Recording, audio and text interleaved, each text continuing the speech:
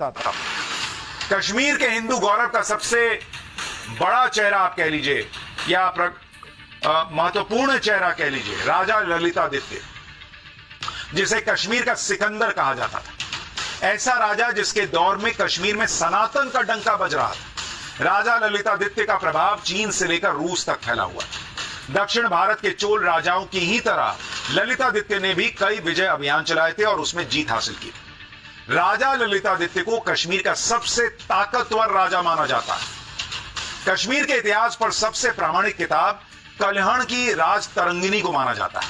यह किताब इतिहासकार कल्हण ने 12वीं शताब्दी में लिखी। इस किताब के मुताबिक राजा ललितादित्य कारकोट राजवंश के 5वें राजा।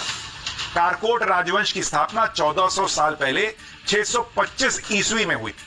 ललितादित्य 724 से 761 ईस्वी तक यानी 37 साल तक कश्मीर के राजा रहे। राजा ललितादित्य ने 14 साल तक सैन्य अभियान चलाए और राज्य का विस्तार किया। राजा ललितादित्य का साम्राज्य पंजाब, बिहार, बंगाल, उड़ीसा से लेकर अफगानिस्तान तक फैला था। बंगाल की खाड़ी से कैस्पियन सागर तक ललितादित्य का प्रभाव था। कैस्पियन सागर से सटे देशों में रूस और तुर्कमेनिस्तान भी आते हैं, यानी रूस तक कश्मीर के हिंदू राजा ललितादित्य का प्रभाव माना जाता था। इतना ही नहीं, कश्मीर के राजा ललितादित्य ने तो चीन तक अपना साम्राज्य फैलाया, ऐसा भी माना जाता है। कश्मीर के राजा ललितादित्य ने चीन का कुछ हिस्सा अपने साम्राज्य में मिला लिया। यह मैप देखिए, इसमें चीन का शिनजियांग प्रांत दिख रहा है और इसके बगल में अफगानिस्तान भी दिख रहा है।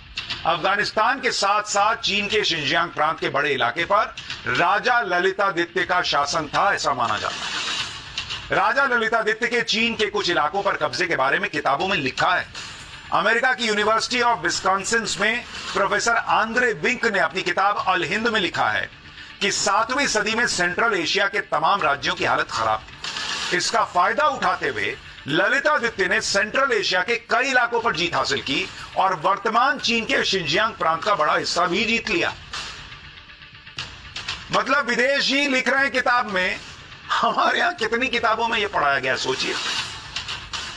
राजा ललितादित्य ने जब एशिया में अपना सैन्य अभियान शुरू किया और चीन तक पहुंच गए तो उस समय ललितादित्य की सेना का कैसा खौफ था, उसके बारे में जर्मनी के इतिहासकार हरमन गोइट्स ने अपनी किताब studies in the history and art of Kashmir and the Indian Himalaya में लिखा है।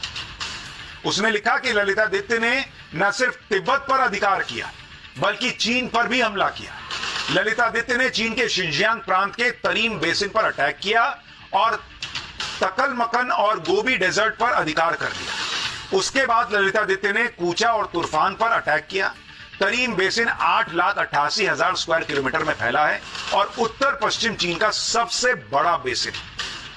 ललितादित्य ने चीन की राजधानी पीकिंग जिसे वर्तमान में बीजिंग कहते हैं, उसको भी जीत लिया था और करीब 12 साल बाद कश्मीर लौटे थे। इस तरह राजा ललितादित्य का साम्राज्य बंगाल की खाड़ी से लेकर कैस्पियन सागर के सटे देशों तक फैल गया था। सोचिए ऐसे प्रभावशाली हिंदू राजा के बारे में कितना कम पढ़ाया गया।